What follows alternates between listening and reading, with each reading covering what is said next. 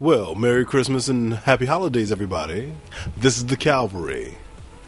Well, by now, everybody knows that Obama gave a great big tax cut to all the wealthy people. Now, this has really pissed off his base. His base elected him for, some very specific reasons. Number one, to stop the Republicans from, stealing all the money. That's number one. Two, to be able to disseminate the money fairly to people who didn't have very much. And also to stop the wars. And a host of other things, including health care that included a public option or health care for everybody. In other words, single payer health care. Everybody gets health care within the country. Now, every time Obama says, well, we got 30 million people on health care, or we got everybody on health care, he's not exactly telling the truth. 30 million is still not everybody. There will still have to be those doctors, that doctor looks like a captain, who will have to go out to places like Appalachia and stuff like that, or, poor towns, and have people coming in from, 500 miles away, driving in and setting up tents and stuff right here in America. So this country will still look like a third world country. There's no way around that. And there's no way that Barack Obama can, really talk extremely clearly and just talk his way out of this. It's just what people know and what people are seeing. Now, when it comes to the tax cut, we got people like Jink from the Young Turks really taking him to task on, caving, which he should. But at the same time, I'm going to remind the Young Turks that black men tried to warn the Young Turks before they were all up in glee about Barack Obama making that speech. I keep going to that speech for a reason. And the reason being is because when black men complained about the unfair treatment that Obama was giving them, us, white people, thought that was an opportunity to laugh a whole lot. You understand what I'm saying? Now, Jink is a Turkish dude, so he really doesn't understand what it is to be 100% white. He's just a Turkish dude. He thinks he's a white guy because he grew up around white people, but he knows he's Turkish, but he really thinks he can be white. But it just doesn't work that way. They will never see you as a white guy. I'm sorry. It's just the way it is.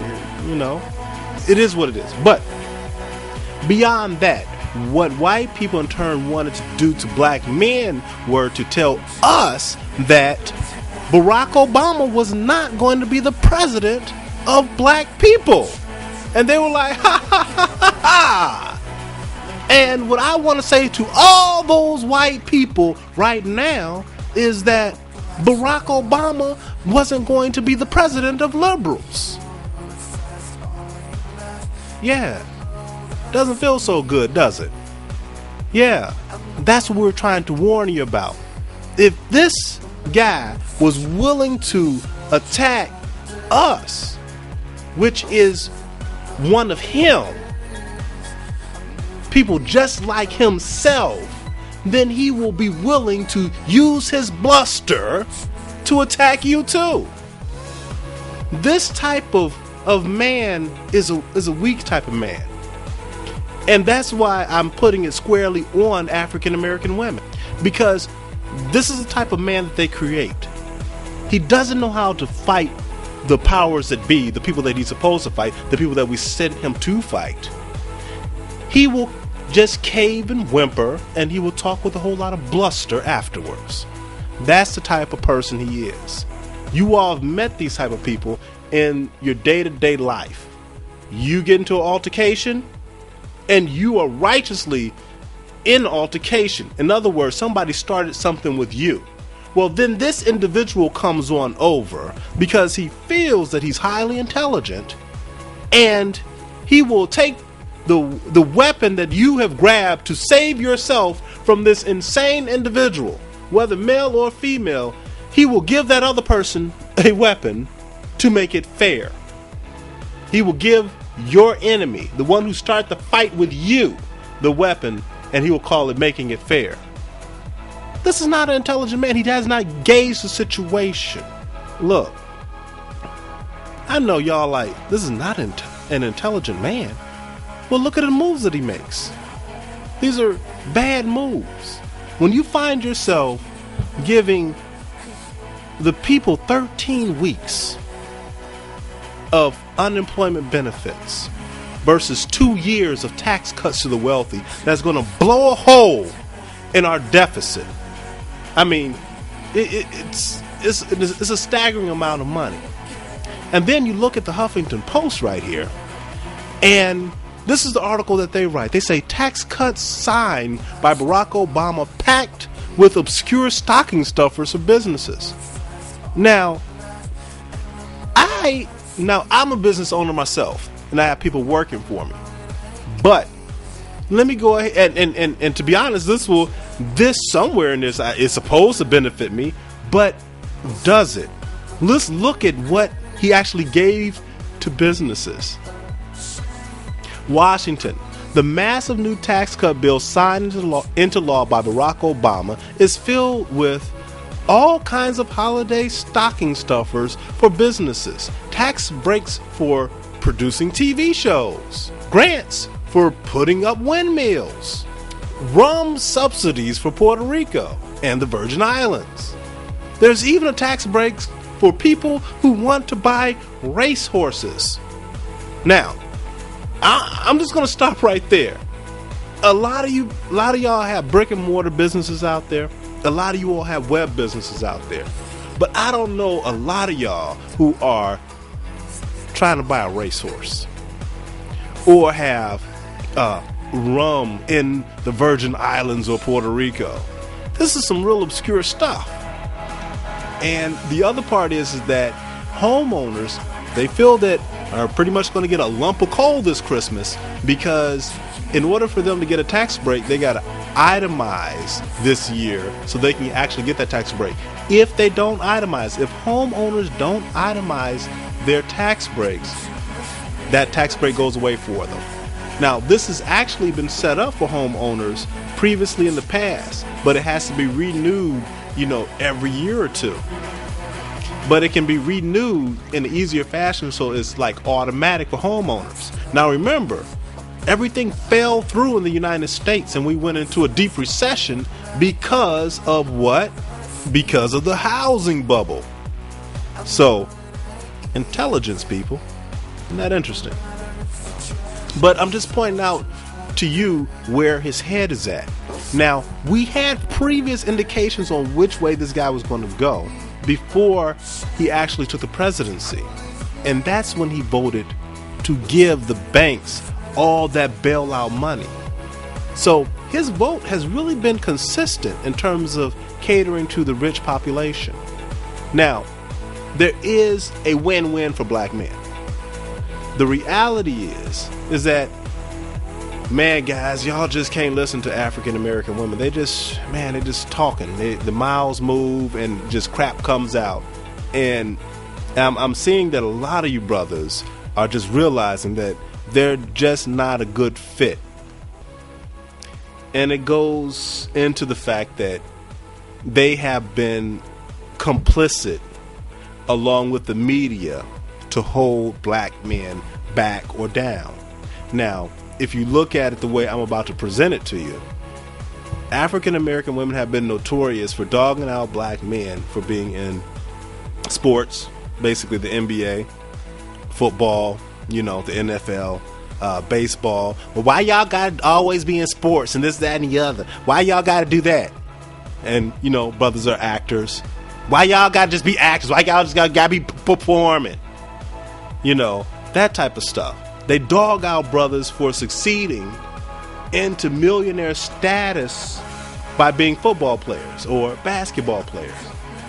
But at the same time, you realize why they hate those brothers. Some of those brothers date outside the race. Some of those brothers marry outside the race. But the African American woman doesn't realize that that type of brother doesn't have to deal with that type of ridiculous rhetoric. Look, a lot of these black men, when they start making that type of money, they end up in the real world.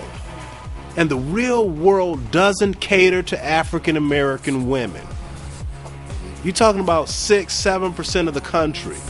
And these women actually expect the whole world to cater to them. And in particular, black men. Look at the simple fact of Sherri Shepherd. If you watch The View, you'll see her interact with white men. There will be pictures of white men pop up on the screen. And she'll tell to the whole audience, the whole world, how good looking this white guy is. If a white wrestler's standing right next to her, in front of her, and he's taller than her, and this just happened recently in their Christmas episode, she'll say, "Wow, you're so tall with your green eyes." But if you look at it from the black male perspective, and let's say Reggie Bush's abs are on Essence magazine, you got black women calling and writing in and all types of stuff, like, get his black abs off the magazine, because he was dating Kim Kardashian. Just his abs. But because he was dating Kim Kardashian, now we are understanding why brothers are just not that interested in African American women anymore. They get to say whatever they want on national TV. And black men, oh, you can't even show your abs, dog. So what I'm saying to all you brothers is, number one, brothers, do whatever the hell you want to do. Do whatever the hell you want to do. I'm living a life the way I want to. No black woman's going to tell me how in the world I should live my life. What I should do tomorrow. What I should do the next day. I control this. In fact, brothers, even if you are with an African American woman, you should control the situation. But that's on you if you want to be a simp. That's on you if you want to be second in the relationship. You should be at the head of the table, but let your woman be at the head of the table. But don't step to me trying to act like a man, because I don't respect a man who's not at the head of his own table. No man out here is. No Hispanic man is going to respect that. No Asian man is going to respect that. No white man is going to respect that. He's going to look at you like you're ridiculous, as he should. It's just realness. I mean, man, I tell you, it's an odd thing when you watch some of them Asian guys, and they're women, man. They're like just a little, just a step behind them, like do. You think that Asian guy, he's never causing any problems. You don't see him just popping off somewhere. It's kind of rare. Now, there occasion there's be an Asian guy hit the news or something like that, but on average, he ain't out there doing no crazy stuff, and he still has his stuff on lock. But even that guy, even that quiet guy, is not going to respect you because you are not sitting at the head of your table. I'm not saying you should bum rush your woman. No.